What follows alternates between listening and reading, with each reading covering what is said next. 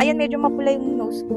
Kasi ang katingan kanina habang namamalengke kami, kinamot ko ng kinamo. Mini vlog! So, for today's video, samahan niyo ako sa aking 30th birthday shoot. Ito yung isa sa wish ko. Excited ako kasi talagang pinaghandaan ko to. Lahat na nandun, all in package na, like wardrobe, makeup artist, photographers. Nag-ipunan ko to kasi medyo mahal to. As someone na kuripot, hindi talaga ako dapat magaganto. Pero yun nga, sinasabi ko, once in a lifetime ko lang namang may experience yun. Wala akong makeup, para pagdating doon, may makeupan na lang ako. Tapos, naglagay na ako ng contacts. Blue yung ano natin. Ang ganda ng contact lens na to. Tsaka maglalagay ako ng nails later. May sinira ko yung nails ko kagabi. Hindi ko nagustuhan yung design na to. Tinira ko lang siya para may accent. So medyo napaaga yung dating namin kasi akala namin traffic. Pero okay lang yun. So ito guys, yung Serene Studio Bacoor branch. Meron din sila sa Taguig branch. And yung pinili kong package is yung classic package. And guys, sobrang worth it kasi ang bait ng mga staff nila. I feel so welcome. Wow! And alam mo yun, kahit first time ko, hindi ako nahiya. So ito yung dressing room. Nandito yung wardrobe and nandito yung makeup. So nagpaalam ako kung pwedeng mag-video. Nagbe-makeup. Opo, pero yung mga basic. Ang ganda naman, parang di kayo 30. Uy, grabe. Ang laki naman ng eyebags ko. 30 na ako. Pero wala pa po kayong anak na. Wala pa. Napalampers ko po. Thank you. Kinig na kinig dito na yung pampabola mo. Natural hair niyo yun, ma'am? Oo. Hindi siya naka-ribbon. Parang siya naka-ribbon. Sobrang straight. Hello po. Sige po, sige lang po.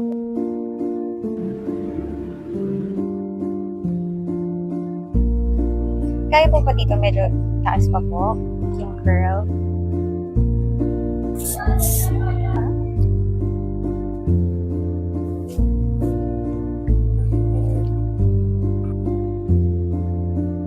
Ay, ang ganda.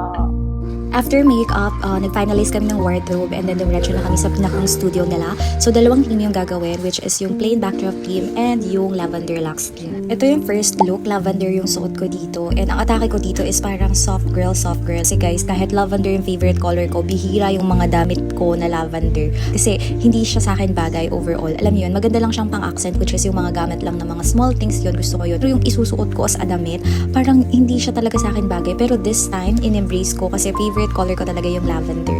Yung second look naman is another favorite color of mine. This is pastel blue and tinitry namin kung bagay ba mag-crown. Sabi ko ayoko ng color na yun kasi parang too dark siya.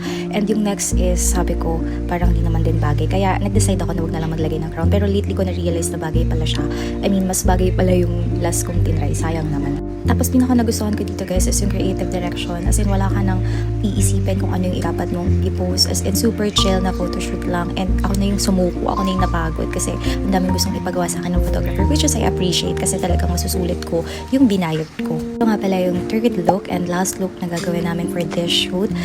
Fur coat lang siya and leopard bodysuit. Tapos ayan, nakita ko lang yung inspiration sa TikTok pero usually monochrome inspiration is naka-black bodysuit. Pero ako, as a Leo girly, I wanna achieve the Leo or Lion shade. So, something like that. So, ayan, medyo pagod na ako dyan. As in naman ako sanay sa ganito. But again, napadali. And after ko namang makita yung mga picture na satisfy naman ako. And again, this coat nga pala guys, if you want, you can rent it for 800. Pero sila, binigyan nila ako ng discount. Kakauwi ko lang galing sa photoshoot. So, hindi ko pantanggalin sana yung makeup ko kasi gandang-ganda ako sa makeup ko. Pero I need it na kasi makati na siya. So, chika ko lang overall experience ko. Nang pagkadating ko pa lang doon, super accommodating na yung mga staff. Ano sila, warm sila. Tapos, yung kailangan mo talagang ina-assist ka nila. Yung photographer sobrang patient na hindi ka maiilang kasi nga, tinuturo nila yung mga ipopost mo, ganyan. So, I'm so very, very happy that I was able to do this photoshoot. So, alisin ko na yung makeup ko.